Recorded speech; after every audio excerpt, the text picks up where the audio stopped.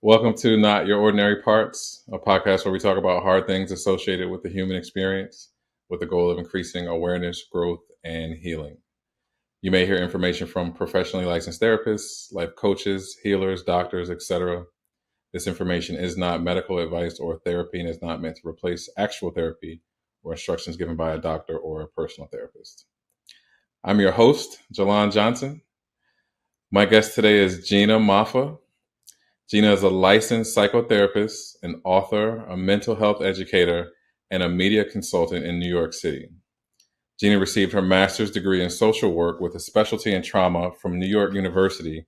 And for almost 20 years, Gina has helped thousands of people seeking treatment for trauma, grief, as well as challenging life experiences and transitions. Gina strongly believes that you don't have to stay in therapy for years, raking your past over the coals, and encourages her clients to look at what's not been working, why that is, and helps them get on the path toward change. So, Gina, welcome to the show. Thank you so much for being my guest. Thank you, Jalan, and I am the honored one. Oh, thank you That so much for that that. bio is really that was really something. I don't know where you got it. I love it. Well, I I was did like give raking the coals. I gave a brief introduction, but so that the audience can get to know you a little bit better, would you mind telling us a little bit about yourself and how you got to who and where you are today? Sure, I'm going to do my best to take the highway there and not the country roads because I always find it so hard to talk about yourself when you're like, who am I? There's like, who am I as the person? Who am I as the therapist? Who am I as the, now, motherless daughter who wrote a book about it? But I am a grief and trauma therapist by career with a private practice in New York City. I've been doing it a very long time and I continue to learn so much every day from my clients and even from social media, the people who share things. So it's interesting just to keep on growing. But I started as a trauma therapist before I got into grief and just felt like throughout the years that there was something within trauma that was never being talked about enough, and it was the loss and the portion of going through a really hard time or neglect or childhood abuse, whatever it may be, and feeling like you just couldn't mourn because you didn't really always know what you were mourning. And I just felt like I wanted to look deeper at that. And it did start working with Holocaust survivors and the trauma, obviously, of genocide and and war and all of that. But I think, all of us, every person on this planet has gone through something really harrowing and has grieved something, even positive things. And so um, yeah, so I now specialize in grief and trauma, and I really like to look at the intersection between the two. And that's how I spend my days, working with clients. And now, as an author, about to launch a book, which is mind blowing and wild. Well, thank you for sharing that. Something that you mentioned was that you spent some time with Holocaust survivors. I wanted to give you an opportunity to talk about how that was and what that looked like. Sure. It was at an institution here in New York City. Um, when I first started working there, it was working with older adults at a senior program within this institution called the 92Y. And within this program, there were so many older adults in New York City that had survived the Holocaust. Um, and so we wound up doing, not we, I wound up doing time capsules and gathering their stories and really interviewing them. But so many of them were a part of the program. And so I did groups and group therapy and a lot of different types of one on one therapy, which was humbling and life changing and something I think about all the time, just in terms of how history repeats itself and how we never learn from hating one another and marginalizing one another. And that makes me sad to say, but it was definitely just a humbling, life-changing experience for sure. And as time goes on, a lot of people, it's so long ago now that it's something that people don't think about, remember, or, it's not at the forefront of a lot of education these days. So it's interesting. I read something recently about epigenetics and how Holocaust survivors can pass their trauma on in their DNA to it passes down to their lineage. So like Hmm. if your ancestors were a Holocaust survivor, if they didn't have an opportunity to process their trauma, it could be now sitting in your body. Was that something that you saw in the different people that you worked with and maybe their children or grandchildren? Absolutely. And I love that you even bring up epigenetics because it really is such a big field. You know, we talk about the biology of trauma, we talk about it being physiological, but being passed down, this research is, continues to be done, but it's still a little bit new and unknown to a lot of the mainstream academics and all of that. But I 100% believe that there's a sort of secondhand smoke that's passed down through DNA that we experience the trauma, and not just Holocaust survivors, but really anyone who's been through a trauma that their nervous system hasn't been able to metabolize in some way. It is in your body. And unless you exercise that from your body or you metabolize and integrate it, it's there. So I do believe it's passed down, and I do believe that we're affected, if not just by the behavior and mental health of our relatives and how Mm. they act towards us. At the very least, it is definitely biological and physiological and through our DNA for sure. I love that you use the word metabolize because that kind of gives a better understanding and word picture of how things are supposed to happen in the nervous system and in the body, especially when it comes to trauma. Because you think about food, when you eat food, it breaks down and then it gets metabolized. If it doesn't get metabolized, then what happens to that food in the body. So when you make that comparison to trauma, I think that can make it very understandable for a lot of people. Thank you. I mean, I think the word trauma has been thrown around so much, but I don't think that many people, I would say, understand what effects it has on us and how we actually process and heal. I think people assume that if you've gone through trauma, you're with it for the rest of your life. Um, but if you go through trauma, you can go through healing. And that healing to me does look like metabolizing it. It's not going away. We're not exercising it from our bodies, but we are integrating it into who we are, and its intensity lessens. So I think that's really hopeful. So I'm hoping more and more people do that because we are a traumatized world. Hmm. Very true. What does it mean to destabilize trauma?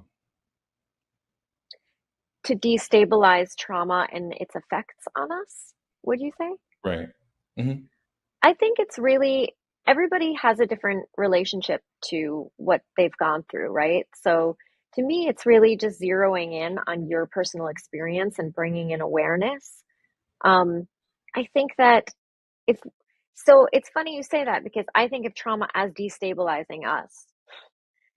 That's its job, right? Because Hmm. trauma in and of itself is an experience or event that is outside of our nervous system's ability to cope. We don't have the resources for it. So it's funny when I think of how do we actually turn that around and destabilize it is Hmm. really about, you know, taking good care of our bodies, right? So if trauma lives in the body, how do we do the physical work of trauma informed care, somatic experiencing, EMDR, yoga, trauma informed movement, art therapies? There are so many specialized things that help us bring a more holistic healing approach to trauma. I don't believe we can heal trauma from the neck up and just talk about it. I believe it helps 100%, or I would be out of a job. But I would be a complete moron also to say that you can heal it just by talking about it. Yes. Do we witness? Absolutely. Does that have a really, really potentially immense healing effect? Absolutely. Hmm. But if something lives within our nervous system, within our body, we have to heal it there also. If something is relational, we have to heal it there also, um, within relationship. And it all comes through being able to see trauma as a full body experience, just as grief is a full body experience, and healing it just like that. So Destabilizing it to me would be looking at it as a full body experience that we have to zero in on, being really, really aware of what triggers us, what reawakens our symptoms, and working with that, feeling really safe and finding safety, which is really different for everyone. And I always say as a therapist, like I can say that we're safe, right? I can say like, Jalan, you're safe in my room, you're safe in our work. But that doesn't make it true. It's your experience. And if you've never had the experience of being safe, it's going to take more than my saying that. It's going to take time. It's going to take trust that's built with rapport and consistency. Um, and that's a really important part of destabilizing trauma, because trauma is in and of itself feeling of unsafety. So I guess I would start there. It's already a tall order just to get safe after a trauma. Right. That was so good. And that'll segue perfectly into my next question, which is how do you bring your body into healing? I mean, yeah, just as I was saying, it's a great question, and I'm glad that more people are starting to know that that's what we have to do. Um, I do EMDR in my work, eye movement desensitization and reprocessing. And it is basically a therapy modality that works with both hemispheres of the brain. Um, and we can do it like this, or I mean, there's a lot of different ways to do bilateral stimulation. A lot of people are sort of used to this fast, movement back and forth with your eyes. But we've learned that you can do it in a lot of different ways. And a lot of my clients like this because it feels like they're being held also. Mm. Um, so there's that, there's somatic experiencing, there's trauma informed yogas, there's so many different types of trauma informed movement. And I think, even mindfulness and meditation, I wouldn't say that it's always something that people feel safe doing, sitting down, grounding, meditating, but we're starting to really know that you can take a mindfulness walk, you can mindfully cook, and there's a lot of activities that you can do that just are increasingly present, um, for you. And so I would say whatever works is the wisdom here, right? Everyone has a different way of getting present. And actually getting present with our feelings and our emotions is the trauma informed work in a safe way. But it's scary. It's like scary as Mm. hell.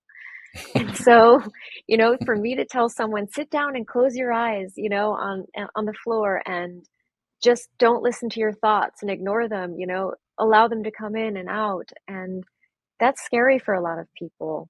So I would say don't do it if it's scary to you. We don't want you to feel worse. So we bring our body into it in a way that feels safe for us. If movement feels safe for you, that's where we're going. We might tweak it a little bit so your nervous system isn't in fight or flight, but we're going to do what feels most comfortable and safe for you in your body. That is the whole point. I hope that answered your question. Oh, I do. I take these country roads, Jalon. that was a great country road. I feel like you hit a home run with that because Oh, I love that there is so much conversation happening about trauma, but also there's a lot of conversation about trauma and trauma healing that's happening that doesn't really have a lot of it doesn't hold a lot of weight, so to be able to hear you say these things and for you to be who you are now, I feel like this is an episode or a tool that someone can go to somebody else and say, hey, listen, this is what I was trying to say. And she is someone that you can trust and believe in because of who she is and what she does. So now being able to hear these things is just so validating. And especially to be able to hear it in such a concise and relatable way that you just described it. That was the best country road I think you could have taken. very sweet. But I would say, I think that we forget that we are our own best. You know, I don't know what people have gone through, right? I can sit with them and learn about it, but I don't know what feels unsafe. And I think we have to be our own advocate sometimes. So if someone, even somebody with credentials and 20 years of experience and training like I have, if I say something that feels off, right? I say this with all of my clients. If I say something that doesn't resonate, let it go down the river or tell me. we want to go with what feels right for you, and it's different for everyone. So, but it is true that we have to do the work, right? We can't just always say I feel unsafe. We do have to take risks sometimes and get in there and sort of move things around enough that it can metabolize. But always say you're your best person, like you know yourself best. Um, Still, even still. Right. So I love that even though you have so much experience and you may know best, you acknowledge that you don't know best for your clients because they know best. They know what they're feeling. And for you to say to them, if I say something that sounds off, check me or let it go, that provides to me such a space that can be safe and healing, and you guys can really connect and feel safe with each other. So I'm sure your yeah, clients appreciate that. I hope so. I hope so. I'm grateful to them, right? Mm, It's I always call myself a traveling companion. I do know a lot, right? I have studied a lot. I have been to many, many, many different trainings and different certifications. I don't discount that. But at the end of the day, the relationship and the safety and rapport within it is going to be the number one healing factor. It just will, because if you don't feel comfortable and you don't feel safe with whomever you're working with, it doesn't matter how smart they are or what they know. It just won't mm, work right. because you won't feel safe enough to do the work. And a lot of us people pleasers or codependents out there, you know, it it can be really scary to not do what somebody tells us to do if they're in a place of authority, right? It can be traumatizing to hear something being suggested and then you don't do it, and then what? You failed, all of this childhood stuff comes up. And so that's why it's important for me to say, hey, if you don't resonate with something, this is what I know and this is my suggestion, but we can tweak it to work for you. And that is where I think most therapists should be, because we're in this as, a dynamic. It's not just like teacher student. We're working together, and you know, that's the most important part. Mm. I love that. And you did admit that you know something, but also just because you know something doesn't mean it's going to work for your clients, especially if they don't feel safe. So thank you for what you Yeah. do and how you do it. Thank you, Jalon. I appreciate Um, you. thank you. So you transitioned from trauma to grief. Um, are grief and trauma related? They're very related. I would say that, I do them interchangeably. I work with trauma, within trauma, there's grief, and within a lot of grief from the standpoint of the brain, especially, there is trauma. Um, I wouldn't say that 100% of the time every loss is traumatic or traumatizing to someone, but I will say that if somebody tells me that their loss feels traumatizing, I won't say, "Oh, but you had time to say goodbye. That's not traumatizing." I would say, "Okay, let's dig into this one. Like, let's look at your family history. Let's look at your relationship with what you've lost. Let's look at your history with anxiety and what's your adrenaline like? How do you cope in the world with hard things? You know, our nervous systems are these little smoke detectors, always going off, always looking for danger. And its only job is to survive. That is the only job of our brains. So if someone comes in and feels like they, are at a place where they can barely function, and, their nervous system is going off left and right in fight or flight after a loss, I'm not going to tell them that they haven't experienced a trauma. It's just not how it goes.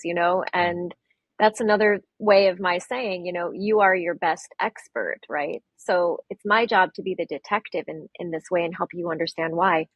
But I would say that more and more loss is traumatic because, especially post COVID, so much loss was very sudden, unexpected. And I feel like our sense of being almost terrorized by a disease and a virus that nobody knew anything about and no leader was able to help us with for quite a while, really was a terrifying experience for a majority of people in around the world. And I live in New York City, and it was very bad here and scary for a lot of people. And a lot of people were coming to me or calling me saying, I feel like I have intrusive thoughts, and I'm having nightmares. I can't concentrate on anything. I'm having panic attacks. These are traumatic reactions to what's going on, and they're normal. First and Mm, foremost, mm, the way our body reacts to trauma is normal. It's how we should be reacting. It's just that it's painful and terrifying. And, we don't want to stay in this state of, like our nervous system think we're getting chased by a bear all the time. So that's another country road to say it is. It's another country road to say that more and more I feel like they're related. Um, mm, but I can't say individually that somebody's loss is traumatizing to them 100% of the time. They're going to know, and mm, we're going to look into it together. But there's always loss and trauma. There's always a before and an after, right? When we go through really hard times, or there's a sense of not having something, if we were neglected, or we didn't get love or affection or positive, stable attachment. That trauma is carrying a lot of loss for what we never had. And that's, I think, one of the parts, like I said earlier, about trauma that we don't delve into enough clinically. Um, so I'm looking to do more of that as time goes on. mm. What was it that made you want to transition out of trauma and into grief? I don't think I have. I still work pretty heavily with trauma every day. Um, it's a whole chapter of my book about how they're related. Um, but I do think that grief for a really long period of time was so stigmatized, a lot like trauma was. And it's starting to get more traction. It's more in more TV shows now, it's in Hollywood. We're hearing about loss and grief a lot more than we ever did before. It's also the biggest mental health burden that people are carrying right now, some people without realizing it. And Mm, so for me, and just getting a lot more calls in my practice of younger and younger people having gone through loss and enduring grief, um, made me feel like there's a real gap that needs to be filled by clinicians out there. And knowing even in my graduate program at NYU, there was like one elective on grief and loss, one class. It wasn't part of our actual core um, academic structure in graduate school or otherwise. And I feel like it's something then that created a fear, right? Because people who are grieving are contagious. Like, what if I catch that? That makes me think of my own mortality. There's a lot of complicated feelings within loss, and people are bad at it. Not necessarily the people grieving, but the people loving and supporting them. It's a scary thing for a lot of people to touch. And so for me, it felt really important to get in there and be a part of the conversation with as many people as I can, and just bring out more awareness, tenderness, understanding, literacy around loss. Yeah, just feels important to do that. So I think that's why, for the most part, I am doing more grief work than trauma work, but they are incredibly related. So I wouldn't say I've left trauma by the side of the road for sure. I still do the work every day, but grief right now feels like it's just more prevalent and needed. I see. You sadly you had an experience with grief and that you lost your mother. What how would you say the grieving process was for you, and do you feel like it helped you to be able to have more tools to help your clients? I think I was really crap at grieving. And I say this as a trauma and grief therapist. I thought, because of all of my training and my experience in my work, that I would be able to kind of do it really well And because I knew it, it would land a lot softer on me. Um, and at the time, I had a bunch of different losses at the same time. So I didn't have the luxury of actually feeling my feelings and getting into the grief experience. I had to find an apartment and find a job. And there were, again, something had happened with an organization I worked with, and the location I was working at closed down. And it all happened while I was burying my mother, really. And so there was a lot of really big life losses all within a week period of time. And so I didn't have time to grieve.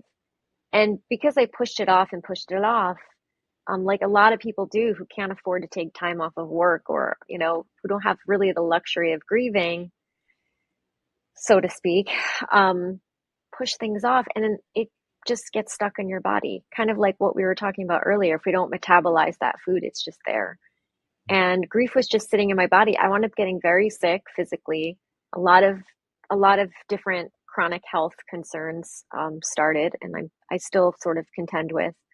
But I would say that finally understanding that I was pushing off the grief and not allowing it in, and not doing what I do every day with other people, and like talking about it or practicing what I preach. It finally dawned on me that, like, I'm a real person too. And just because I help people in this area doesn't mean I don't need it. Mhm. Um, and so, yeah, so it was really bad at first. And I would say with some years between my loss and now, it doesn't end, it changes forms, it lessens in intensity, it evolves, and it evolves as we evolve. The relationship to my mother is still very present and still here. And I'm grateful for it. I'm not grateful for losing her, but I'm grateful to feel like I have this invisible sidekick sometimes, sort of Mhm. guiding and helping, and or just being present. So, yeah, I would say that it was a really hard period of time, even for me as human, Gina.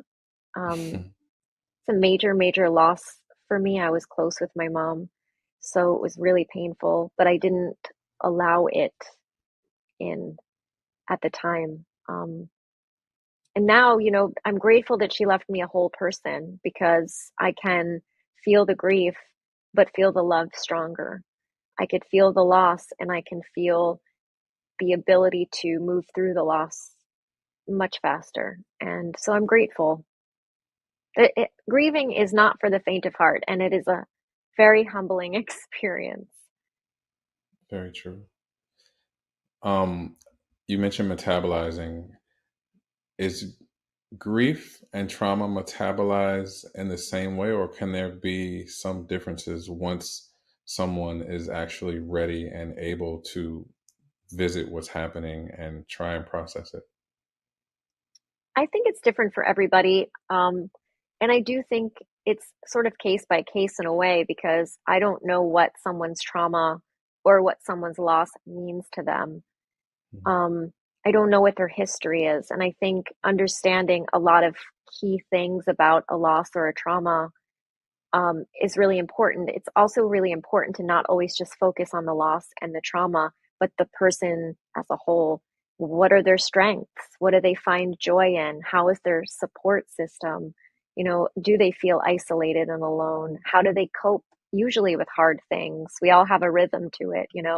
And so um, I would say in a lot of ways, the number one similarity is that they're both a full body experience.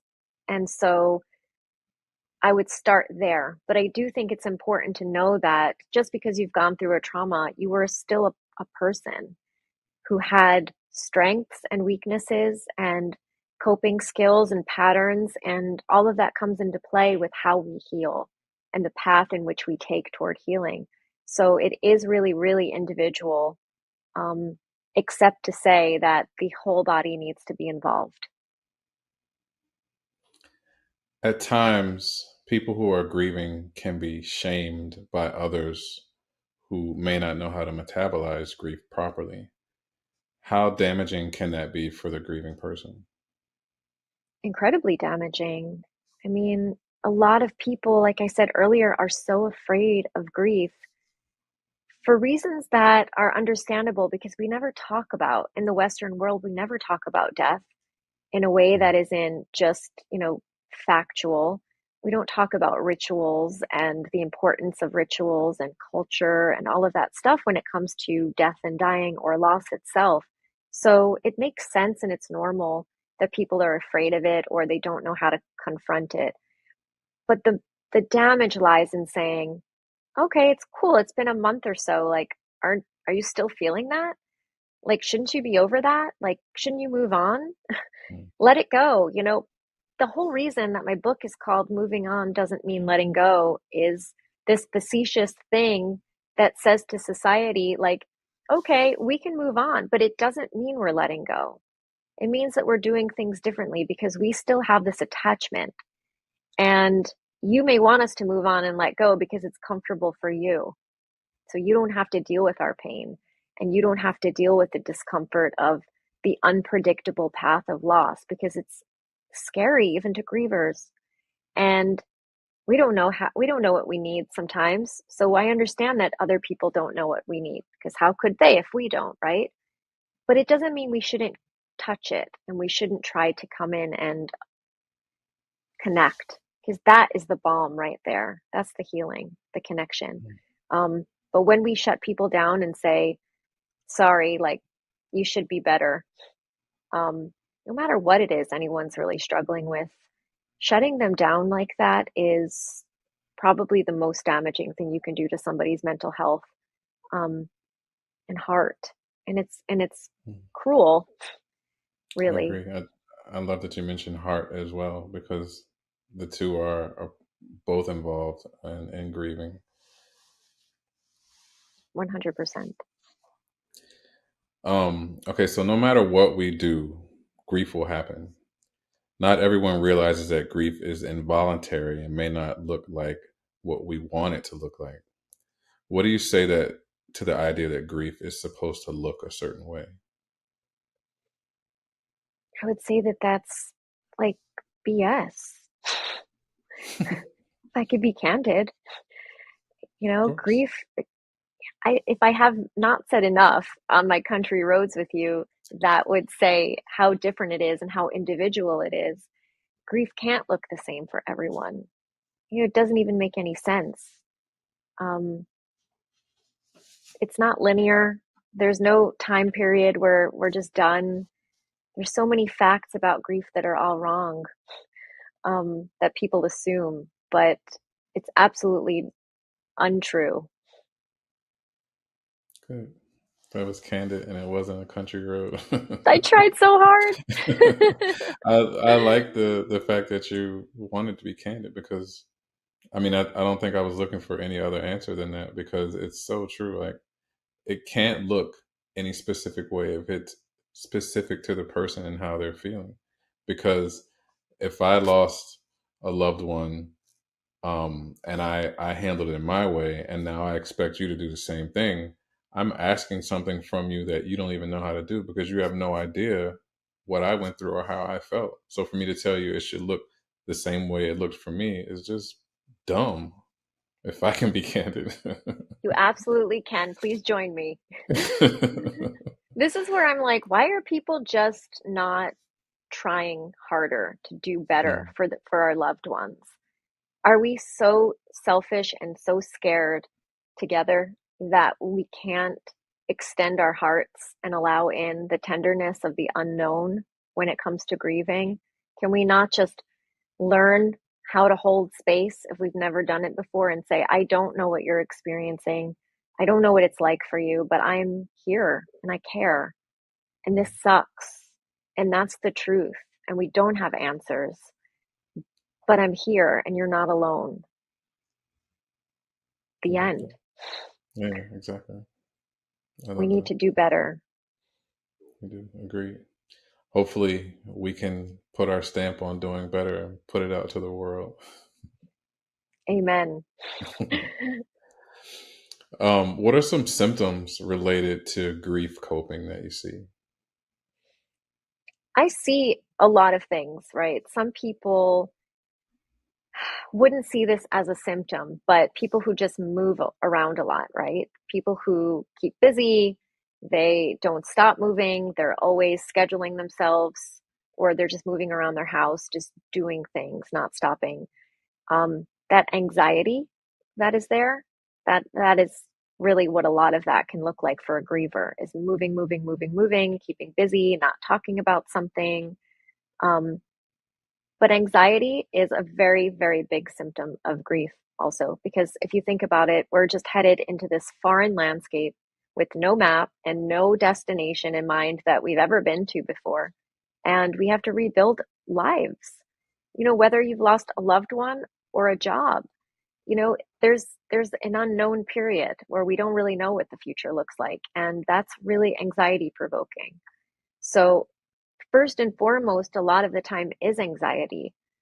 Um, and it shows up in a lot of different ways, like this moving, or it can turn into depressive symptoms. It can turn into loss of appetite or eating too much, not being able to sleep, sleeping too much, only wanting to sleep, Mhm. avoiding talking about things or only ever talking about things, isolating yourself.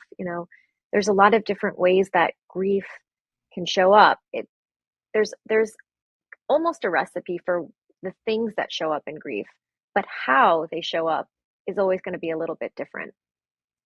Um, so I would say that pay attention to your body and how you're feeling. If you're hungry, making sure that you are getting enough water because you're crying a lot, and dehydration can really play a number, do a number on our bodies when we're already exhausted and anxious. So it can really show up in a multitude of physical ways outside of just being sad. But sadness, of course, is a part of that. Some people become very depressed. There's a lot that comes with having your whole world seemingly fall to pieces and having to build it back up, including trauma. Can't forget that part. Can never forget the trauma. Can self medicating be self love for people who are trying their best to cope with their grief? I don't love the wording self medicating, if I'm honest with you. Okay. I find self medicating to be dangerous, right? It sounds to me when I hear the words self medicating that we're numbing and we're looking to escape and bypass emotions. I do believe that it's okay to distract ourselves and it's okay to take a break from feeling too much. But I wouldn't say self medicating necessarily is the route I would take. If feeling too much feels dangerous, I would say it's important to talk to someone professional, whether it's not just a therapist, whether it's a coach, whether it's a religious figure, whether it's a group support, formalized support group. If it's really hard to talk and feel, just to not disconnect. And self medicating to me means disconnecting. So I'm not sure that I see it as self love necessarily. But I do see distracting. If you need to watch Netflix for a whole Friday, I'm down with that. I can understand that because I think distraction gets a bad reputation as just spiritual or emotional bypassing, and I think it's okay to take a break from feeling too much. It's healthy actually to distract ourselves. It's always about balance though, like when it's all you're doing, if you're just drinking. I've had a lot of clients come to me and they're like, okay, now I drink every day so I don't have to feel this. Um, I wouldn't call that self-love, but I would call it as good as self-care as one is capable of doing when they're in deep pain. But I don't want it to Right. be the norm. Right. It I was mean, only a small country road there. I think if we're using something to avoid on a consistent and regular basis, that's where it can kind of get into a gray area. But like you said, if we just take a Friday off to watch Netflix, sometime that may be necessary and it may be needed. Absolutely. You said it much more succinctly. That's You why I mentioned have this you. earlier. Earlier, you mentioned grieving and it being a luxury. How can grieving Mhm. be considered a luxury for some and not others? Well, what I mean by that is really the ability to be present and available 24 hours a day to our grieving process. If people work at a job where they have to go back because they don't have any bereavement days or they only have one or two, and they work at a job where if they're not there, they don't get paid, and they have children or they're a caretaker or they have bills, um, yeah, then you don't really have the time then, do you? And you can't really lament or, stay in bed or watch Netflix all day on a Friday. You can't give yourself that time of, the time that one may need to really process and metabolize something, because you've got to run back to work. You've got to you have to deal with very, very present urgent matters. And the same can be said for people who are caretakers, parents. It's hard for people to show up to grief when they have to meet the needs of other people or financial needs. So I'm a little facetious in calling it a luxury. Grief comes whether we want it to or not. But what I mean by that is really having the time and space for the grief experience to be present. And that can be something that people don't have time, money, space, or the luxury of having. Let's see. How important is it to slow down when you experience a loss and you're grieving, so as not to be pouring from an empty cup, so to speak? I think that we have to become really good at knowing ourselves. I think, like I said before, there are some people who keep very busy and who just move, move, move, move, and that's how they deal with their grief. Um, and I can't say that that's a bad way to do it. I think it's just a rhythm. Do I think inevitably we have to slow down and be present as best we're able to in our lives? Um, and just take inventory of our feelings and check in. Absolutely. Do I wish people could do that every day, several times a day, put their hand on their heart, take a deep breath, take a glass of water and say, just, how are you doing today, person inside of me? How am I doing? What do I need? Is there anything I need today that I haven't given myself? If we could do that even in the midst of moving around too much or in the midst of caretaking or in the midst of working, it's a start. Um, but you're absolutely right. We can't pour from an empty cup. So we have to find a way. We have to find a way to be present and available to our emotions or just our physical needs that come up. All right, so let's talk about the book. What was it like for you um, to write this book, and what does it mean to you? Tell me all the things. Writing this book was such a wild ride. I'm looking down at it right now. I have to pick it up because I just got, I don't know if it's backwards to you there, but I just got the hardcovers yesterday, the official copies.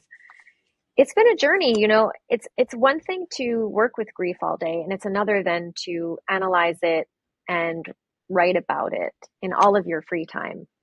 Um, and also sort of reliving my own loss as I share in my book the story of losing my mother and the day she died, and sort of coming upon memories throughout writing this book that I share within the book every so often. I sprinkle some memories that I had with my mom, or losing her, or that sort of thing, and really it just sort of almost almost just grieving it all over again, but in a tender way, in a way that slows it all down, and I can really be present with it, in a way I hadn't before.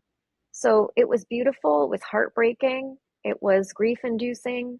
I had a loss of a client while writing this book also. So it was, to a stroke, a young client. And it was really, really painful and hard. And it was a part of that journey also. I lost another close person to me in my personal life who died of a disease that was very early, very quick moving.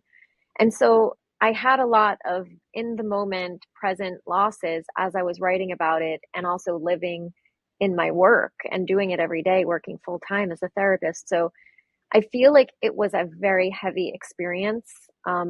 The few months I was given to write this book and then edit it.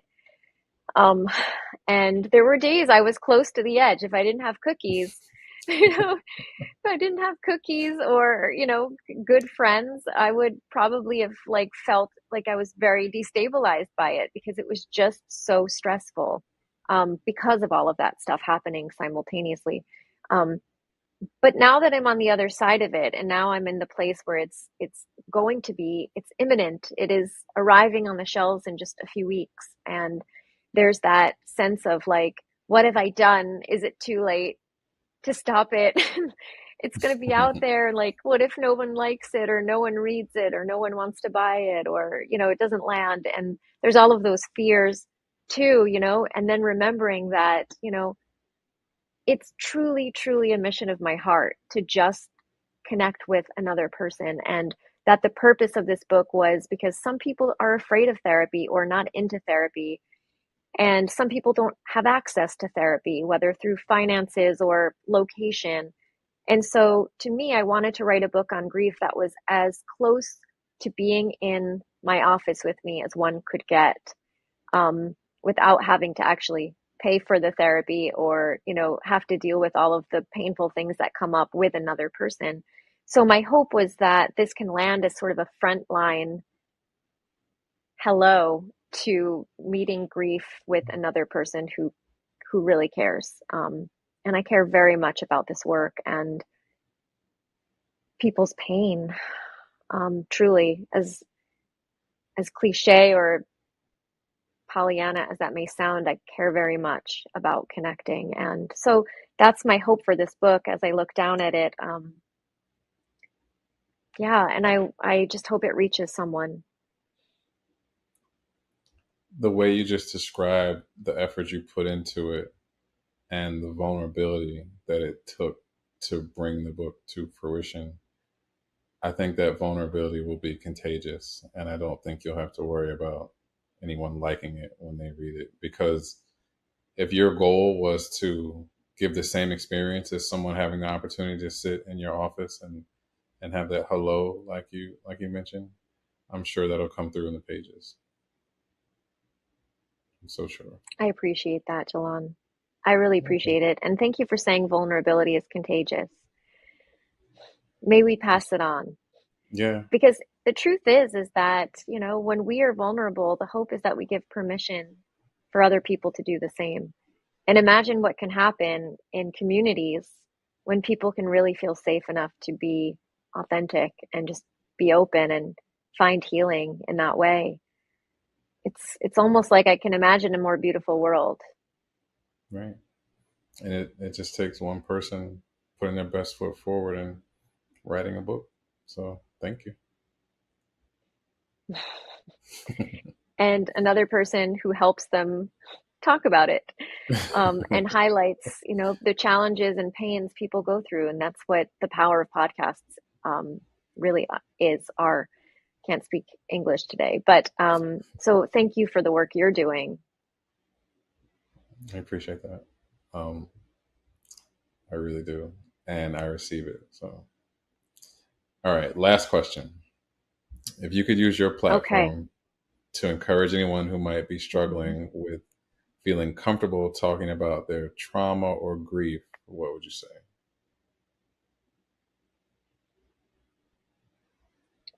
I think that I try to do that every day on my Instagram platform, which is really a lot of the repeating of, you know, we don't have to expect so much from ourselves. We're just doing the best we can at any moment. And one of the most important things to do is to slow down sometimes, take care of our body, connect with people who love us, drink enough water, remember to breathe and move our bodies, get enough rest, and to know and really, really take it in that you are not and do not have to do this alone, despite how alone it may feel and how isolating a traumatic event or a loss can really be, is that you don't have to go through it alone and that there are people who care. And that would be kind of it. It's just to be as gentle as you can be with yourself in one of the most painful, unpredictable, intolerable times of your life. Um, Instead of pushing and bullying ourselves and berating ourselves or allowing others to do that, is really to take it down a notch and remember that we're doing the best we can, and just to take care of our bodies, be around love, and connect as best we can to that love. That's what I would say, and I hope I Mhm. do. Mhm. I'm sure you do, and that was beautiful and great advice. And I can assure you that if someone is grieving and they heard that and they were looking to feel better or for a better way to express themselves about their grief, that would have sunk in. So thank you for that. I hope so. Thank you. So, Gina, I want to say thank you for your time. I felt like this was such a great episode, and you got an opportunity to display your skill set and your kind heart and the work that you do. And I'm very grateful that I had the opportunity to allow you to have a space where you could do that. Thank you again so much for having me. I think not to just keep gushing over you, but the people that you have on, you provide such a platform for caring, a soft place to land, tools, and there's nothing more powerful than that, that sense of awareness and understanding in order to take our next step towards healing. So thank you so, so much. And I'm just honored to be here and be a part of the conversations. Thank you for that. If people want to find you online or on social media, where can they find you? They can find me everywhere. No, you can come to my website at ginamoffa.com. You can also find me on Instagram. I am at Gina Moffa, LCSW. Um, and yeah, I pretty much hang out on Instagram. You know that. But I want to be available, and I invite people. It's a community. I am a therapist. I'm not everyone's therapist, but I do my best to try to form a community there where people can feel less alone. So if you have any questions on this episode or on anything I've posted, like please feel comfortable enough to send me an email or um, any kind of communication that would help you feel less alone or just heard. So, And then your book, when and where will it be available? oh yes, that thing. Um, it will be available on bookshelves around the world August 22nd. And you can find it really and truly anywhere books are sold. So wherever you support, some people go to Amazon because it's easier. Some people like to support local bookstores, bookshop.org. Anywhere that you buy books, it will be available August 22nd. Or if you're feeling, well, I don't know when this airs, but it's available for pre-order right now. But after August 22nd, it will be everywhere. Okay, great. I'm glad you got to plug your book. Um, Again, I want to say Thank you thank for you so that. much for this. You're welcome. Thank you for your time. Thank you for who you are, for what you do, and for how you do it. I echo that back to you.